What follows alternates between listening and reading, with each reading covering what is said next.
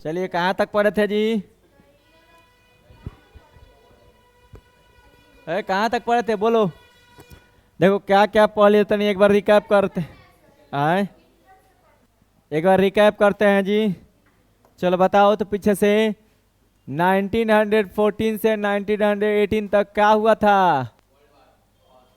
World war first. इसमें कौन जीता था? बोलो। हाँ, जर्मनी भाई साहब हार गए थे, अलाइड पावर जीत गया था। ठीक है, जर्मनी, ये जर्मनी है। ठीक है, इधर अलाइड पावर है। अलाइड पावर में सबसे मेन है यूके और तुम्हारा फ्रांस, ये मेन है। अलाइड पावर में मेन है, लीड यहीं कर रहा है लोग, यूके ही मेन रूप से लीड कर रहा है। इधर जर्मनी था, आपको एक्सिस पावर में मेन था जर्मनी। जर्मनी जब हार गया तो यहाँ का राजा कौन था? William Kaiser two. क्या हुआ उसका हारने के बाद?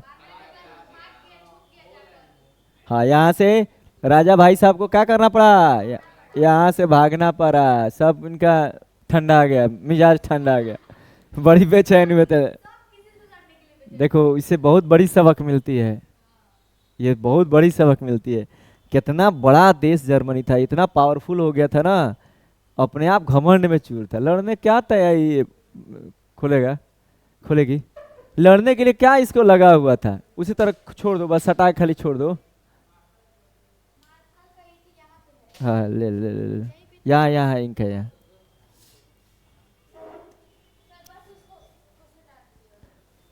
तो समझी, तो समझे लोग जी। तो जर्मनी जब हार गया तो विलियम केसर टू को एब्डिकेट कर दिएगा। एब्डिकेट मैंने रिमूव कर दिएगा। एनसीईआरटी तो ऐसा का है ना, भारी भारी शब्द लेता है।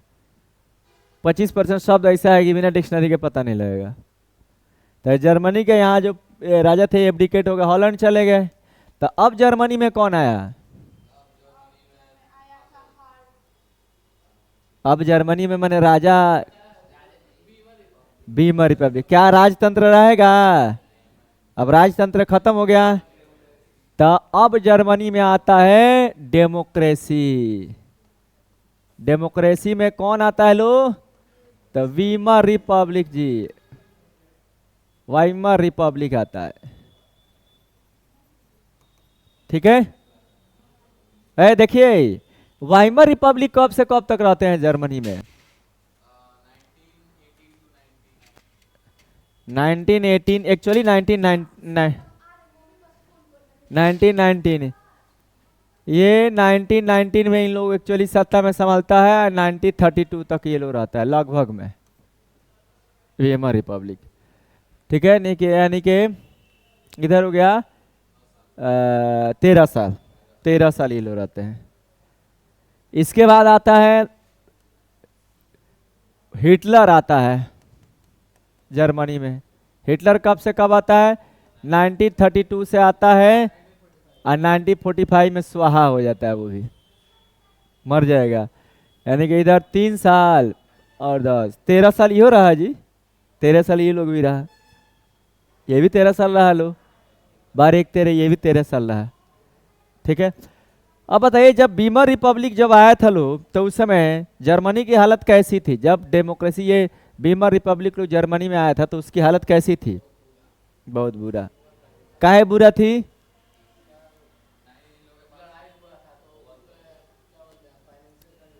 खराब थी। वीमर रिपब्लिक जैसे आता है 1919 में, लड़ाई के कारण से जर्मनी का हालत खराब। जमीन चला गया, विदेशी कॉलोनी चला गई, 10% जनसंख्या चला गया, कोयलो गया, आयरन हो गया, 6 बिलियन। हाँ, कंपनसेशन भी देना है और आर्मी भी नहीं रखना है, बताओ ऐसा बुरा। हाँ, ये आपके कारण से बता, ये सब हालत था जर्मनी में। फाइनेंशियल कंडीशन एकदम खराब हो गई थी, फाइनेंशियल कंडीशन खराब हो गई थी, जिसके कारण से हिटलर का धीरे धीरे धीरे धीरे उदय होता है। तो हिटलर 1932 में आया, लेकिन ये तैयारी कब से कर रहा था?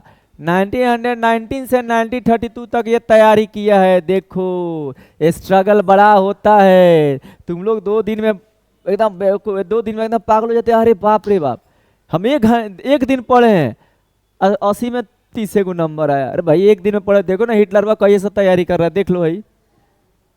13 साल तैयारी किया तो 13 साल शासन किया, ठीक है। तो 13 साल तक लगातार तैयारी कर रहा है, हर साल एक को झूठ बढ़ा रहा है, हर साल।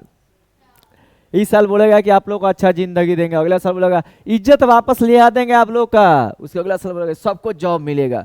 मैं नया नया झूठ का नया नया आइडिया हर साल याद कर रहा था हिटलर बा। हाँ, उसका दिमाग आ जाता है जी, कुछ लोग ऐसे पैदा ही होते हैं, ठीक है। तो ये हिटलर भाई साहब आए 1919 में। 1919 में आया तो कौन सा पार्टी ज्वाइन किया?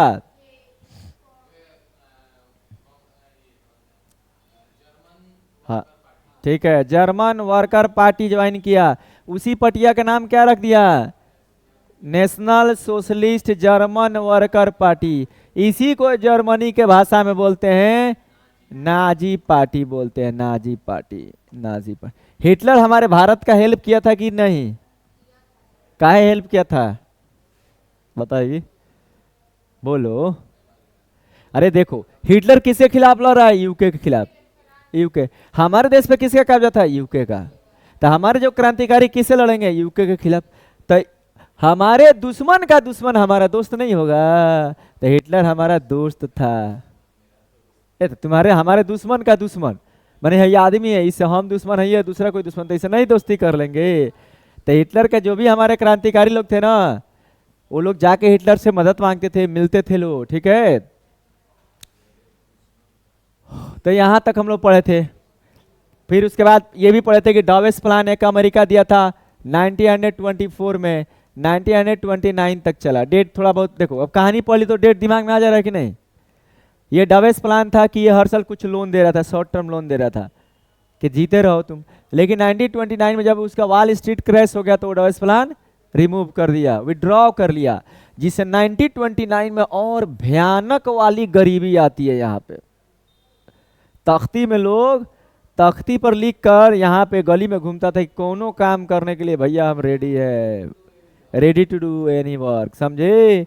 ये लो 1929 में इसी समय की घटना से ज्यादा इन कैश हिटलर जो ज्यादा पावर में आता है ना, ज्यादा फेमस होता है 1929 के बाद फेमस होता है, जब एकदम डिप्रेशन का समय है, जॉब नहीं है लोगों के पास, कंपनी का प्रोडक्शन घट गया है, जो शॉर्ट टर्म लोन दे रहा था वो भी ले लिया है, ठीक है, लोग बेरोजगार घूम रहे हैं, क्रिमिनल्स बन रहे हैं। तो अब हिटलर तो पहले से तो दिमाग लगाया था, इस समय और प्रोपेगेंडा फैलाता है। इसके प्रोपेगेंडा मिनिस्टर कौन रहता है हिटलर के?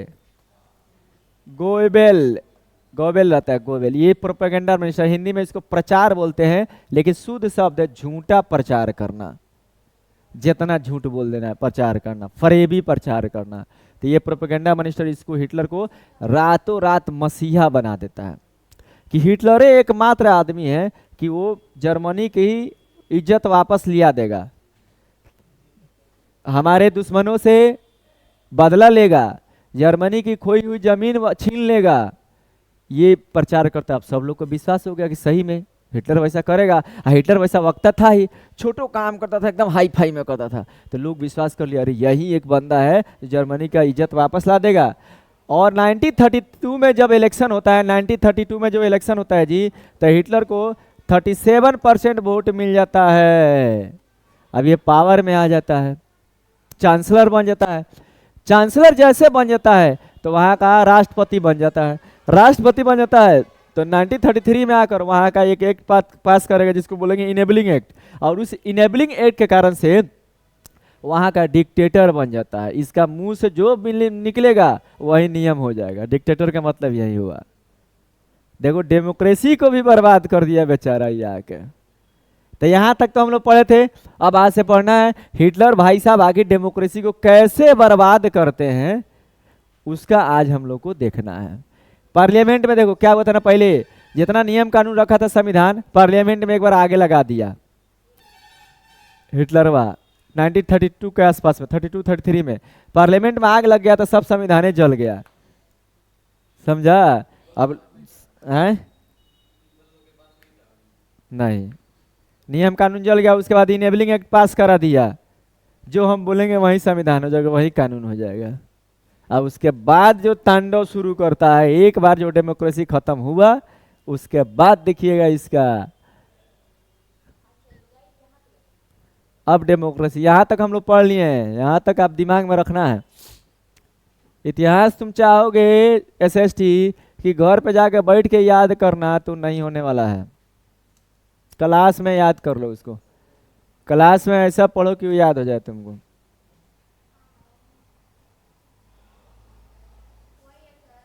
तो नेट का नहीं चल रहा है।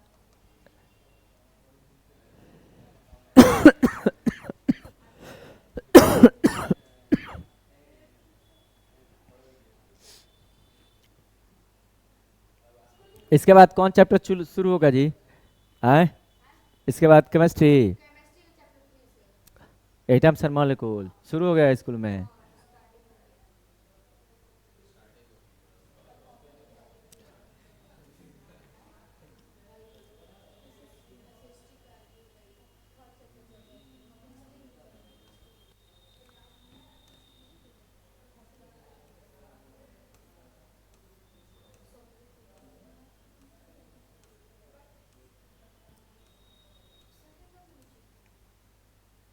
डेविस प्लान हो गया, तो ये हो गया है। हिटलर्स राइज टू पावर पढ़ाए थे। चलिए यहाँ से देखिए, Hitler's rise to power. Hitler अब सत्ता में आता है, आप सब अपने हाथ में करेगा। देखिए जी, Hitler's rise to power, Hitler सत्ता में कैसे आता है। Hitler born in Austria, Austria में बॉर्न हुआ था 1889 में। हमारा जन्म हुआ 1989, हमारे जन्म से 100 साल पहले जन्म हुआ इसका। वो उसका जो यूथ था ना, जवानी गरीबी में बेचारा का, मने जो उसका यूथ का ये जब गरीबी में गुजरा था बेचारे का। यही लोग तो इतिहास रचता है, स्कार्सिटी में जो जीता है। आज जो सोना का चम्मच लेके पैदा हुआ, क्या इतिहास रचेगा? वो तो पहले उसको कुछ प्रॉब्लम होगा नहीं, जब तक कुछ प्रॉब्लम नहीं होगा सोल्यूशन नहीं ढूंढेगा वो। ठीक है। He work as a messenger in the front army, ये लोग जानते हैं, आर्मी में मैसेंजर का काम करता था और कई मेडल जीत भी चुका था जी। फर्स्ट वर्ल्ड वॉर में हिटलर को कई मेडल मिल भी गया था, समझे। The German defeat horrified Hitler, German जब हारा ना तो हिटलर को क्या कर दिया, बहुत ही दुखी कर दिया, डरा दिया। द ट्रीटी और वर्साइल मेड हिम फ्यूरियस, उसे एकदम आग बोला बना दी, कैसे तुम लोग वर्साइल का ट्रीटी कर दिया रे, हमारी जमीन कैसे दे दिया रे। ऐसे ही था, मैंने बिहारी थुतू टाइप का आदमी था ही, हार मानने के लिए तैयार नहीं थे। वो जर्मनी हार गया था, वो मानने के लिए तैयार है नहीं, मानने के लिए तैयार है। लेकिन करेजा है जी बच्चे जवान का इसका। अजीतिया था। He join the German workers party जी, ज्वाइन किया 1919 में, जर्मन वर्कर पार्टी ज्वाइन किया। उसका national socialist German worker party नाम रख दिया, उसी का नाम बाद में क्या रख दिया, नाजी पार्टी रख दिया। पहले German worker party, national socialist German worker party उसका बोल दिया, उसी को बोलते हैं हम लोग जर्मनी भाषा में नाजी बोलते हैं। In 1923 Hitler plan to seize the control of Bavaria, लेकिन वो फेल कर गया, जेल चला गया। फिर क्या हुआ, उसको छोड़ दिया गया। ये पढ़े थे लो जी, ये पढ़ लिया, यहाँ तक हो गया, आगे बढ़ो, इसको अभी समझेबे किया है। द डिस्ट्रक्शन ऑफ डेमोक्रेसी, यहां से देखिए अब डेमोक्रेसी को कैसे बर्बाद करेगा। अब देखिए, वहां तक तो पढ़ ही लिए, समझा ही दिए हैं। पद सत्ता में आ गया, 1932 में इलेक्शन जीत गया, 33 में वो डिक्टेटर बन जाएगा। Hitler achieve the highest position chancellor, वहां जर्मनी में अभी भी चांसलर होता है, वहां का हाईएस्ट पोजीशन। कौन सुल्ज नहीं था अभी चांसलर वहां का, जर्मनी का।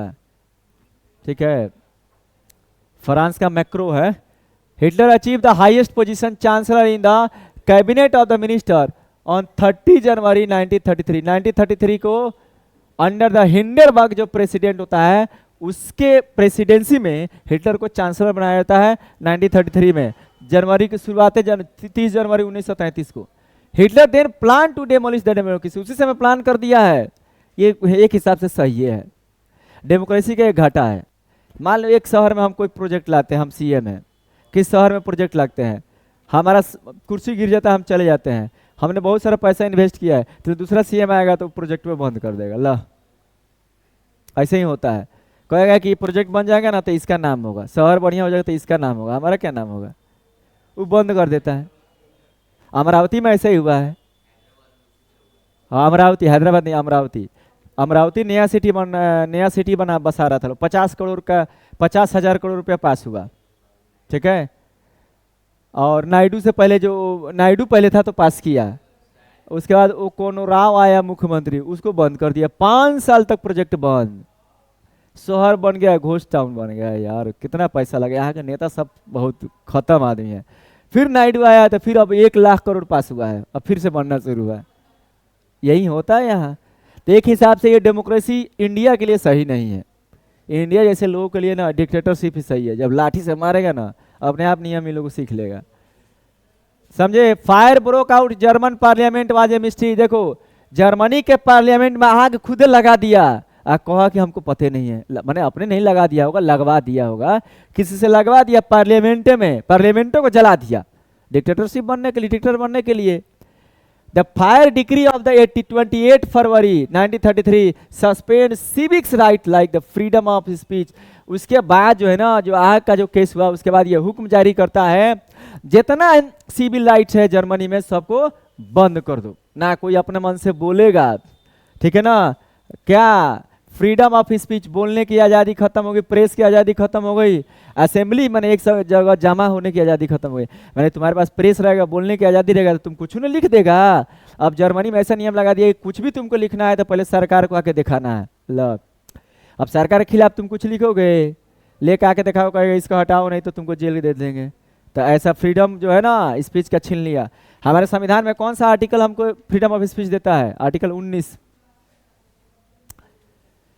तुम लोग पढ़े होगे यार, इसमें नहीं पढ़े हो? फंडामेंटल राइट्स में, इसमें पॉलिटी में नहीं पढ़े हो, सिविक्स में। The communist were hurriedly packed off the newly established concentration camp. जितना कम्युनिस्ट पार्टी के लोग थे, शुरुआत में जो बोल्शेविक मूवमेंट नहीं चलाए थे स्पार्टिस्ट लोग, तो वो भी खदेड़ खदेड़ मारा था। बीमर वाला भी शुरुआत में मारा था फ्री कॉप्स के द्वारा। अब यो क्या कर रहा है, कम्युनिस्ट पार्टी को कंसंट्रेशन कैंप में ले जाकर गैस छोड़कर मारना शुरू कर दिया। अरे शुरुआत ये कम्युनिस्ट से कर रहा है। 52 टाइप्स ऑफ द विक्टिम्स, जिनको मारा है वो कितने टाइप के लोग हैं? 52 टाइप के लोग हैं। 52 को लोग नहीं, 52 टाइप के लोगों को were persecuted by Nazis in the country, मैंने उनको मारा गया है। 52 टाइप्स के लोगों को मारा गया है। ऑन 3 मार्च 1933 इनेबलिंग एक्ट पास, एक एक्ट बनाया था इनेबलिंग एक्ट, 3 मार्च को पास किया। अब इस एक्ट के बनते ही हिटलर जर्मनी का क्या बन जाता है? डिक्टेटर बन जाता है। अब जो बोलेगा वही होगा जर्मनी में, उसके खिलाफ कुछ नहीं होने वाला है। इनेबलिंग एक्ट याद रखना, 3 मार्च 1933 को इनेबलिंग एक्ट पास करता है, ठीक है ना। Now Hitler can rule by his decree, decree मैंने अपने हुक्म से, जो बोलेगा वही नियम हो जाएगा। All political parties were ban except Nazi. अब बताओ ना, सभी पॉलिटिकल पार्टी को बैन कर देता है नाजी को छोड़कर। अब बोल दिया कोई पॉलिटिकल पार्टी नहीं चलेगी। जैसे चीन में अभी कम्युनिस्ट पार्टी है, कम्युनिस्ट पार्टी के अलावा कोई पार्टी है चीन में? नहीं है। आपको जो भी उठना है तो कम्युनिस्ट पार्टी में से आप 4 को 5 को एमएलए के सीट पर उठिएगा। लेकिन चीन में डेवलप किया है लोग, तो इसलिए चल जाता है। डिक्टेटरशिप वहाँ के लिए फायदा है, हमारे यहाँ डेमोक्रेसी घाटा है, ठीक है। State established complete control over the economy. State का मतलब होता है गवर्नमेंट, स्टेट मतलब यहाँ पर राज्य मत समझना, गवर्नमेंट। अब इकोनॉमी पे गवर्नमेंट का पूरा पकड़ हो गया। पहले था जैसे डेमोक्रेसी होता है तो आप एक पर्टिकुलर नियम बनाते हैं, उस नियम में जो आता है कंपनी खोल सकता है, डेवलपमेंट कर सकता है। लेकिन अभी नहीं, पूरा सरकार के अंडर आ गया। सिर्फ इकोनॉमी नहीं, मीडिया, आर्मी एंड जुडिशियरी, सब पे किसका कंट्रोल हो गया? स्टेट का हो गया। यही डिक्टेटरशिप है। यानी हमारे खिलाफ तुम ना तो गवाही दे सकते हो, ना फैसला दे सकते हो, ना लिख सकते हो। डिक्टेटरशिप इसी को बोलते हैं। Apart from the regular police, many other type of police force they are formed as. देखो रेगुलर पुलिस तो था ही पहले, दंगा वंगा कंट्रोल करने के लिए, लोगों को कहीं झगड़ा उगड़ा हो रहा है तो मुकदमा करने के लिए। आर्मी बॉर्डर की देखती है, पुलिस अंदर का व्यवस्था देखता है, आर्मी बॉर्डर का प्रॉब्लम देखती है। सीआरपीएफ जवान जो होता है ना, रिजर्व पुलिस, वो रखा जाता है, कहीं दंगा वंगा हो, पुलिस से नहीं कंट्रोल है तब उसको भेजा जाता है। इस तरह बनाया गया, हर देश का सिस्टम बनाया गया। तो रेगुलर पुलिस इसमें थी, उसके अलावा और भी कई तरह का पुलिस बना रहा है, जैसे सीक्रेट स्टेट पुलिस बना रहा है, क्रिमिनल पुलिस बनाया, प्रोटेक्शन स्क्वाड बनाया। ये सब किस लिए बनाया? कि पब्लिक को कंट्रोल कर सके, पब्लिक हमारे खिलाफ आवाज नहीं उठाए, तो पुलिसिया आके बोलेगा तो फिर उन लोगों को जेल में डाल के फिर थुराई किया जाएगा। ऐसे दिमाग लगाया था। देखो, डिक्टेटर का मतलब है यही होता है। ठीक है, अब इसका जुर्म का देखो दास्तान सब खुल रहा है। बड़ी जुर्म किया है जी, torture chambers and concentration camp. औरत सब पे तो और ही जुर्म करता था ये। हाँ, लड़की सब पे बहुत भयानक जुर्म करता था ये। Torture chamber and concentration camp were established. अब टॉर्चर चैम्बर ही बनाया था, स्पेशल टॉर्चर करता था लोग। कंसंट्रेशन लोग कहता है लोग, देखो भाषण में कभी नहीं कहेगा कि तुमको डायरेक्ट मार देंगे, जैसे अपने यहाँ के नेता सब भाषण में कहेगा ना इसको मार देंगे, इसको ये कर देंगे, उसको वो कर देंगे, हरा देंगे, चाहे मार देना चाहिए। ये भाषण में कभी नहीं कहता था कि ज्यूज को मार दो, जिप्सिस को मारो। भाषण में अच्छा अच्छा बात बोलता था, अंडरग्राउंड मारता था इन लोगों को। The torture chamber and the concentration camp when established, police could arrest without any legal procedure. जी देखो, बिना किसी लीगल प्रोसीजर के पुलिस आपको अरेस्ट कर सकती है। भारतीय संविधान फंडामेंटल राइट में शायद 21 में जी, बिना आपके वारंट दिखाए किसी पुलिस का हिम्मत नहीं आपको अरेस्ट कर ले, भारत में ये है। तो देखिए ये सब इस काम ने हिटलर साहब ने किया था। हाँ, कुछ इसके साथ अच्छा काम भी किया। मैंने इसके साथ जब ये पूरा टॉर्चर कर रहा था तो ऐसा नहीं खाली टॉर्चर कर रहा था, थोड़ा बहुत अच्छा काम किया। कुछ हाईवे बनाया, रेलवे बनाया, वॉल्क्सवैगन जो कंपनी अभी देखते हो कार की कंपनी वॉल्क्सवैगन, ठीक है ना, वो बनाया था। एक इकोनॉमिस्ट रखा था, हॉलमर सचाट इसको बोलते हैं, जे साइलेंट है, इन लोग का जे साइलेंट है, हजालमर पढ़ा जाएगा लेकिन हॉलमर सचाट इसको बोला जाता है, ये जे साइलेंट है इसमें। ये given the responsibility of the economic recovery by the Hitler, इनको बोला गया कि जितना इकोनॉमिक में प्रॉब्लम है, मेरे पैसा नहीं है, देख रहा था जब हिटलर आया था इकोनॉमिक ऐसा बैड हिट था, इसको आप तनी सा सुधारिए, अच्छा कीजिए, ठीक है, लेकिन हमारे नियम कानून में रहकर ही करना है, हमारे खिलाफ नहीं जाना है। खिलाफ जाइएगा तो आपको फिर लात मार के भगाएंगे, बोल दिया था पहले ही। This was to be done through a state created economic programme. अब जो गवर्नमेंट, वही कहने का मेरे मतलब वही हुआ, जो गवर्नमेंट के बनाए गए फ्रेमवर्क में रह के आपको काम करना है, आपको अपना दिमाग नहीं लगाना है। गवर्नमेंट बोला है ये स्टेट में ज़्यादा कंपनी खोलना तो यहीं पे ज़्यादा खोलना। अब आप क्वेश्चन मत कीजिएगा कि ये स्टेट में सरकार खुलेगा, क्वेश्चन नहीं करना है। ऐसे अभी बिहार में ज़्यादा प्रोजेक्ट जाता है, वैसे सॉरी गुजरात में, महाराष्ट्र में, अभी हम लोग फ्री है, कोई नेता है पूछ देता है मोदी जी बताइए तो खाली गुजरात में काहे कंपनी खोलते हैं, पूछता है ना, अधिकार तो है पूछने का, यहाँ पे कोई अधिकार नहीं था पूछने का, ठीक है। जर्मन सुपर हाईवे बना, चलो कुछ तो काम यहाँ पे दिख रहा है जी, सुपर हाईवे बनाया। पीपल्स कार, उसको बोलते हैं वोल्क्सवैगन, पीपर कार्स, बढ़िया है, इसका पुणे में इसका ब्रांच है, प्रोडक्शन हाउस है वोल्क्सवैगन का। वोल्क्सवैगन लिखता है, फोक्सवैगन पढ़ा जाता है, जर्मनी में फोक्सवैगन पढ़ा जाता है। तो हाईवे बना, फोक्सवैगन कार की कंपनी फॉर्म हुआ इस प्रोजेक्ट के थ्रू, ठीक है। तो ये तो एक अच्छा काम किया। हॉलमर सचाट ने आया तो हाईवे तो बनाया, कार की कंपनी तो बनाया, आज बहुत बड़ी कंपनी है। जर्मनी पूरी दुनिया में ऑटोमोबाइल का हब है। ऑटोमोबाइल मैंने कार बड़ी बड़ी कारें, ठीक है ना, ट्रांसपोर्ट सिस्टम में पूरे वर्ल्ड में जर्मनी हेड है। और अपने इंडिया में सबसे ज़्यादा ऑटोमोबाइल का हब किस शहर में है? इंडिया में सबसे ज़्यादा ऑटोमोबाइल कंपनी किस शहर में है? पुणे में, पुणे ऑटोमोबाइल का हब है। Hitler pulled out of the league of nation 1933, 1918 में एक बना था लीग ऑफ नेशन की, झगड़ा वगड़ा नहीं होगा, तो उससे हिटलर अपने आप को वापस कर लेता, हम नहीं रहेंगे आप लोगों में, ठीक है। रीऑक्युपाइड द राइनलैंड, जो फ्रांसवा ऑक्युपाई किया था कोनवा में, है जर्मनी था, यहाँ पे राइनलैंड को फ्रांसवा ऑक्युपाई किया था, उसको हिटलर ऑक्युपाई कर रहे थे। ये तो मर्द वाला काम किया, तो और लोग खुश, भैया जी तो ऑक्युपाई कर लिए। राइनलैंड को ऑक्युपाई कर लेता 1936 में, and integrated Austria and Germany in 1938। अरे बढ़िया काम किया जी, है नीचे ऑस्ट्रिया था, उसको जर्मनी में मिला लिया। स्लोगन दिया है one people one empire one leader, ये स्लोगन दिया है। भारत को भी बांग्लादेश और पाकिस्तान को मिला लेना चाहिए, और यहाँ पे वही one Modi ji one nation one country का दे देना चाहिए। मोदी नहीं मिला है तब कोई नहीं मिला सकता है। थोड़ा सा अभी जो है नेशनलिस्ट चरम सीमा पे है, बाद में इतना लोगों में जोश रहेगा कि नहीं रहेगा। तो देखो ये तो दो काम किया जी, अब यहीं से ठंडा जाता ना तो तब इसका अच्छा रहता। इतने तक नहीं रुका, इसके अंदर बहुत ज़्यादा ये था ना, घमंड नहीं, इसको क्या बोलते हैं उसको, नहीं जी, महत्वाकांक्षी आदमी था ये, पूरी विश्व पे कब्जा करने का सपना देखा था। दूगों से सब्र नहीं हो रहा था, राइनलैंड को मिला लिया, ऑस्ट्रिया हंगरी को मिला लिया, ठीक है। आइए स्लोगन दिया, he then took Sudetenland from the Czechoslovakia. आप देखो वहीं तक नहीं रुका, इधर है सुदेंटलैंड, इधर चेकोस्लोवाकिया से वो भी छीन लिया, ठीक है।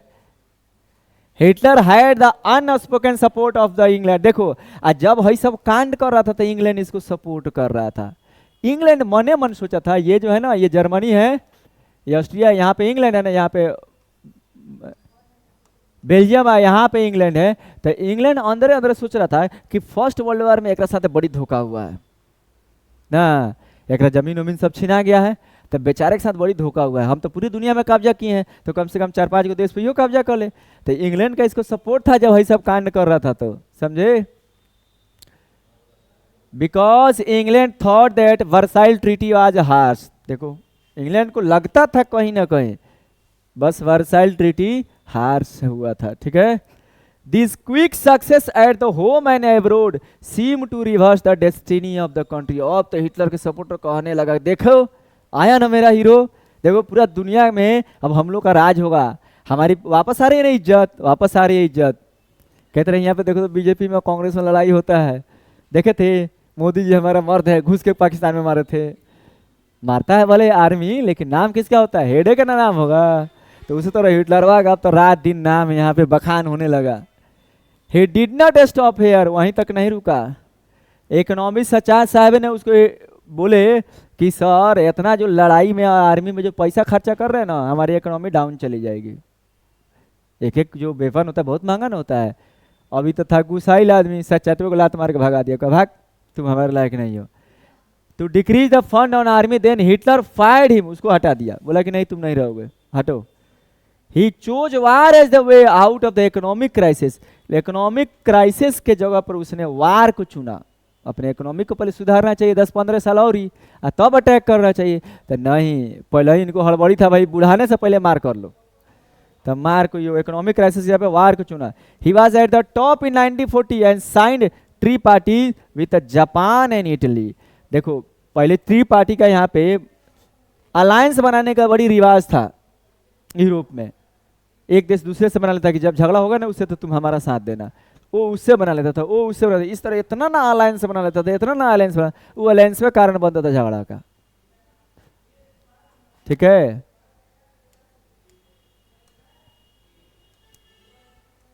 अब आज अब सेकेंड वर्ल्ड वार शुरू कर देता है Hitler. War second world war जी शुरू कर, हाँ 1939 में, 1939 में सेकेंड वर्ल्ड वार शुरू हो जाता है। हमारे देश के जितने भी कांग्रेस के लीडर थे ना, जो उस समय चुनाए थे, इलेक्शन हुआ था, वो लोग क्विट कर जाते हैं, बोलते हम नहीं रहेंगे इसमें, आप लोग बोले थे हमको आज़ादी देंगे, उन्हें ये छोड़ देता है लोग। ही अटैक्ड पोलैंड इन जनवरी 1939। पोलैंड कौन था, पहले जर्मनी में था, फर्स्ट वर्ल्ड वार के बाद पोलैंड को मार दिया था। ये जर्मनी है, यहाँ पे पोलैंड है, ये रसिया है, ये पोलैंड जी, है ये जर्मनी, ये है रसिया। तो ये पोलैंड पे पहले 1939 में अटैक कर देता है। देखो हिटलर पोलैंड पे पहले अटैक करता है। अब पोलैंड को जो भी चाहता है ना ज्यादा देश को, टेरिटरी को बढ़ाए, तो पोलैंड के लोगों को ये चाहता है हमारा मिला ले। एंड सोवियत यूनियन को 1941 में इसको अटैक करता है, रूस को। यही तो गलती कर देता है। इसके पास करोड़ों की आर्मी है, लाल आर्मी, वो रेड आर्मी, मार के इसको इतना ना मार मारी बर्लिन तक घुसाएगी इसको मार के। भाई आपके पास ज्यादा से ज्यादा कितनी औकात है? 10 से 20 लाख आर्मी की। उसके बाद 1.5 करोड़ आर्मी थी जारवा के समय में, वो क्या करेगा? पूरा विश्व को रौंद देगा सब। उनसे ये पंगा ले लेते हैं। अभी कम्युनिस्ट गवर्नमेंट है, कम्युनिस्ट गवर्नमेंट में तो ऐसे कहेगा तो कई करोड़ आ जाएगा बिना पैसा का थी सिपाही बनने, आर्मी बनने, उसे ही पंगा लेता है पागल आदमी कहीं का। तो 1941 में ये इस देखो रसिया में गेहूं बहुत होता, पहले यूक्रेन वगैरह सब रसिया में था, जितना छोटा छोटा देश बचा है ना 15 देश रसिया में था। ये इधर से अटैक करता है रसिया में कि इस पर ज्यादा कब्जा कर लेंगे ना, तेने से अन्न की सप्लाई हमको होती रहेगी। आएगी इसमें कहानी है, इसमें शायद एनसीईआरटी में तुम लोगों को नहीं दिया है। ये क्या करता है, पोलैंड में जाता है हिटलर वह पहले, मैंने पहले रसिया से मीटिंग करता है और कहता है जानिए सुनिए पहले आप हमको 1 साल का खर्चा दीजिए, हम पोलैंड पे अटैक करके पोलैंड पे कब्जा कर लेते हैं और आपको दे देंगे। आप हमको 1 साल का थी दीजिएगा, खर्चा पानी दीजिएगा, हम आपको लौटा देंगे पोलैंड वहाँ, ठीक है। 1939 में यहाँ जाके पोलैंड पर अटैक करके उसको कब्जा कर लेता है। आपको तब रसिया आर्मी बोलता है आप लोग घुसिए अब, और रसिया आर्मी जैसे अंदर आधा बेरा तक आती है तो ऊपर से बम गिराने लगता है, उसी पे रसियने पे बम गिराने लगता है। और शुरुआत में तो रसिया लोग फंस जाता है इसमें, बहुत मरा जाता है रसिया का, रसिया का आर्मी बहुत मरा है, तो मरा जाता है। अब रसिया का आर्मी को खदेड़ के लेके जाता है उसके अंदर तक। अभी बेचारे रसिया का आर्मी उधर पर रसिया का था, आधा से ज़्यादा जमीन में तो हमेशा बर्फे रहता है 12 महीना। रसिया का जो आर्मी है उसको बर्फ़ में रहने का आदत है, और इनके आर्मी को बर्फ़ में रहने का आदत है नहीं है। इसकी जब आर्मी जाती है तो ठिठुर ठिठुर के मरता है लोग, एकदम ठंडा में मरता है लोग। तब दो आधा तो ऐसे ही मर जाता है ठंडा से, आधा का जो खदेड़ता है ना तो जानते हो कहाँ तक, इसके घर तक घुसा के मारता है। हिटलरवा घर तक लेके आता है, बंकर तक लेके आता है सब, समझे। तो पहले सोचना चाहिए कोई काम करने से पहले इसका अंजाम क्या होगा। तो सोवियत यूनियन जून 1941 में अटैक करता है फूड सप्लाई के लिए, but due to the more army involve in the eastern part, ये ईस्टर्न पार्ट है ना उसका, यहाँ पे ज्यादा आर्मी इन्वॉल्व है, तो वेस्टर्न पार्ट उसका इंग्लैंड के द्वारा बम्बार्डेड शुरू होता है। अब इंग्लैंड जो उसका बड़ी दोस्त बना हुआ था ना, इस साले किसी का नहीं है अंग्रेज, इंग्लैंड वाला यूएस वाला तो किसी का नहीं है। अभी यूएस वाला यूरोप को बोला है कि सभी यूरोप का देश इंडिया पे 100% टैरिफ लगाओ, 100%। यानी हम टैरिफ का मतलब यहाँ से अगर कोई सामान हम भेजेंगे, जैसे मान लो कि हम लोग को हमारे यहाँ बासमती चावल बहुत अच्छा होता है, हम एक बोरा बासमती के चावल भेजे 2000 रुपया का, 5000 का भेजे, मैंने यहाँ 2000 खरीदे, वहाँ लेके गए 10,000 में बेचाया, तो पहले 10,000 में बेचाएगा ना तो अब 100% टैरिफ, यानी 10,000 रुपया सरकार इस पर टैक्स लेगी, अब 20,000 में बेचाएगा, तो 20,000 में कोई खरीदेगा? कम लोग खरीदेगा, तो हमारा माल वहाँ पे बिकना कम हो जाएगा, तो इंडिया का इकोनॉमी डाउन होगा। ये ट्रम्प पागला साला बोला है 100% टैरिफ, तो अपना पे नहीं टैरिफ लगाने को बोला है। अब ये सब, अब हम लोग मजबूर हैं, अब हमें क्या है, हमें चाहिए मोबाइल, लैपटॉप, टेक्नोलॉजी वाला सामान अपने इंडिया में ज़्यादा बनता नहीं है, तो वहाँ से मंगाते हैं हम लोग, वो लोग भेजता है लोग। अब लेकिन यहाँ के लोगों को पता ही नहीं है, ये लोग एकदम ट्रम्प हमारा दादा है एकदम चिल्ला रहा था लोग, माय फ्रेंड डोनाल्ड ट्रम्प, एकदम जाके मोदी जी उसका प्रचार किया, कितना बड़ा गद्दार है मोदी जी, जाकर उसको प्रचार किया, उसका प्रशंसा किया कि वहाँ के इंडियन लोग उसको वोट देगा। अब साला वोट में आते आते रंग बदल दिया है। यूएस और यूके वाले किसी के नहीं हैं, वो लोग बस पैसा के पीछे भागता है लोग, पैसा के पीछे। अब देखो ये भाई साहब, अभी तो यूके इनके पीछे न खड़ा था, यूके इनका सपोर्ट कर रहा था जब दूसरे पे कब्जा कर रहा था। जब यूके को लगा कि भाई ये रुकने वाला नहीं है, हमरो पे अटैक करेगा, तो हमरो पर जैसे इधर से निपटेगा हम पे अटैक करेगा, तब यूके अटैक करना शुरू कर देता है, समझे। The Soviet army defeated German in Stalingrad, Germany यहाँ पे स्टेलिनग्राड है, ठीक है ना, यहाँ पे हिटलर को तो डिफीट करवे किया, एंड उसको खदेड़ कर कहाँ तक ले गया, बर्लिन तक लेकर आया है। हिटलर के आर्मी को बर्लिन तक लेके आया है, जर्मनी का कैपिटल तक लेके आया। The USA registered involvement in the वार, अब देखो यूएसए वार में आता ही नहीं था, यूएसए तो कह रहा भाई तो निकल लड़ा सर, हाई दोनों पार्टी लड़ो, तुमको क्या चाहिए, बम चाहिए ले लो बाद में पैसा देना, तुमको भी चाहिए ले लो बाद में पैसा देना, यूएसए का तो यही काम है, बाद में पैसा देना छोड़ो बाद में।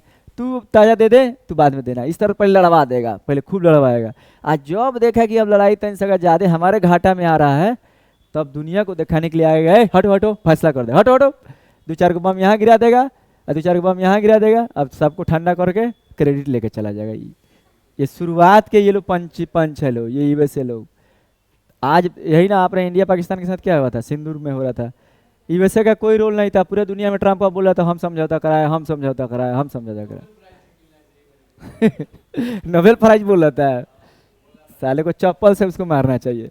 The USA registered involvement in the war but when Japan extended its support for to Hitler. देखो जापान उस समय one of the danger army रखता था, वो हिती है लो, बहुत खचड़ा है सब, बड़ी डेंजर, इतना डेंजर है, इतना डेंजर है कि उसके सामने यूएसए कुछ नहीं आज का, इतना डेंजर है लो जापान। अब ठंडा है लो, जब 2 गो बम खाया ना तब ठंडा है लो, तब उसे बहुत दिनों से ठंडा है लो।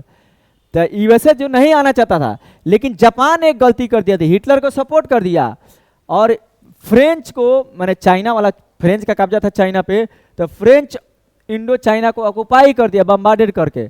और उसके बाद क्या किया, पर्ल हार्बर पे बम छोड़ दिया। ये है यूएसए, इधर बहुत दूर देखो, जमीन ऐसे गोल है अपनी, ऐसे अपना अर्थ कैसा है ऐसा गोल है जी। यहाँ पे हम लोग हैं एशिया, ये है यूरोप, यहाँ पे दिखता है तुमको यूएसए, इधर दिखता है जापान, लेकिन अर्थ को ऐसे करके देखोगे तो इधर से नजदीक ना होगा।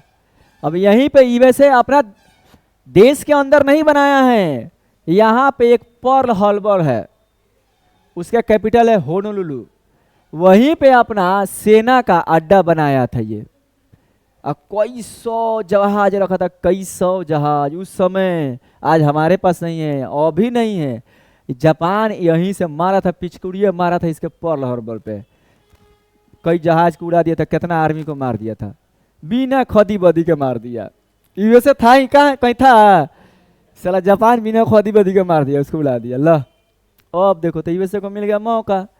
यूएसए अपने आदमी का बदला बड़ी लेता है, उसका एक आदमी मारेगा तुम्हारे 1000 को मारेगा, जान लो, उसके एक आदमी को मारोगे ना, उसके यहाँ उसके आदमी का बड़ी वैल्यू है। ये उन लोगों में एक पॉजिटिव चीज है।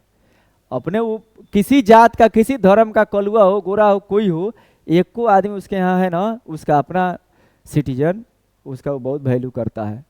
तुम टांग के लेके जाओगे, मान लो तुमने कहीं ये कर दिया, उसको हाईजैक कर लिया, उसको छुड़ाने के लिए कितना डॉलर दे देगा, चाहे कुछ कर देगा, तुम्हारे पूरे देश को उड़ा के छुड़ा सकता है, चाहे डॉलर दे के छुड़ा देगा, ये लोग करता है लोग। ठीक है, तो इसका आदमी तो मर गया लोग। अब यूएसए इसमें इंटर करता है वार में, यूएसए इंटर करता है। The war ended in the May 1945 with the Hitler's defeat and the US atom bomb. देखो 1945 में मई में वार क्या हो गया, एंड कर गया, वार खत्म हो गया 1945 में। यूएसए ने हिरोशिमा पे और नागासाकी पे बम कर दिया जी। कौन सा, एटम बम। पहला बम गिराया था लिटिल बॉय 6 अगस्त को, लिटिल बॉय नाम दिया था। दूसरा बम गिराया फैटमैन 9 अगस्त को, और तीसरा बम गिराने वाला था 15 अगस्त को टोक्यो पे। तो जापान पहले ही जाके बोल दिया सरेंडर है, हम अब छोड़ दिया जाए महाराज, नहीं तो अब नहीं। टोक्यो पे गिराने वाला था 15 अगस्त को। तो अंग्रेजवा सब मानता है कि 15 अगस्त को हम लोग जीते थे, इसलिए 15 अगस्त को भारत को बोला कि जाओ खुश हो जाओ तुम लोग। मैंने 15 अगस्त को इतना बड़ा लड़ाई जीता है ना, अंग्रेजवा सब के अनुसार, यूके के अनुसार, यूएसए के अनुसार 15 अगस्त को ये गिराने वाला था, तो 15 अगस्त को जापान जाके सरेंडर बोल दिया, समझे। तो इसी 15 अगस्त को लोग शुभ मानता है, माने एक जॉयफुल डे मानता है। तो 1947 में 15 अगस्त को हम लोग को बोल दिया जाओ आज़ाद हो जाओ। ठीक है, यही तो हुआ। जापान अब ठंडा गया, सेकेंड वर्ल्ड वॉर खत्म, रहने दिया जाए है। एक क्वेश्चन तो देखो, तो ये क्या कह रहा है जी, which of the following was outcome of the German reconstruction by Hitler. Germany highway बना, सही है। वोल्क्सवैगन बना, सही है। बैंक नहीं हुआ, both A and B. One leader one nation one empire slogan किसके द्वारा दिया गया था, एडोल्फ हिटलर।